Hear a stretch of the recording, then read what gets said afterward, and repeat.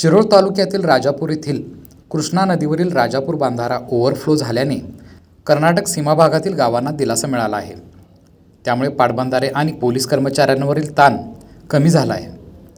राजापूर बांधाऱ्याला बर्गे घातल्याने कर्नाटकात जाणारे पाणी थांबवले होते. त्यामुळे पात्र कोरडे पडल्याने कर्नाटक सीमा भागातील गावात तीव्र पाणीटंचाई निर्माण झाली होती. मागील वर्षी कर्नाटकातील काही लोकांनी रात्री बर्गे काढून पाणी प्रवाहित केले होते. कर्नाटकाला पाणी सोडण्याचे महाराष्ट्र शासनाचे आदेश नसल्याने गेल्या 2 दिवसांपासून बांधाऱ्यावर पोलीस बंदोबस्त ठेवण्यात आला होता. दरम्यान कर्नाटकात पाणी सोडण्याच्या विनंतीचे पत्र कर्नाटक सरकारने सांगली पाटबंधारे विभागाला दिले होते.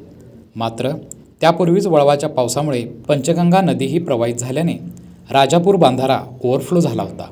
तसेच कृष्णा नदीत पाणी सोडल्यानं आणि वळवाच्या पावसामुळे पंचगंगा नदीही प्रवाहित झाल्याने कृष्णा नदीची पातळी 16 फुटांवर गेल्याने बांधाऱ्यावरून पाणी प्रवाहित झाले आहे. त्यामुळे कर्नाटकातील गावांना दिलासा मिळाला आहे. लाईव्ह मराठीसाठी राजापूरहून कुलदीप कुंभार.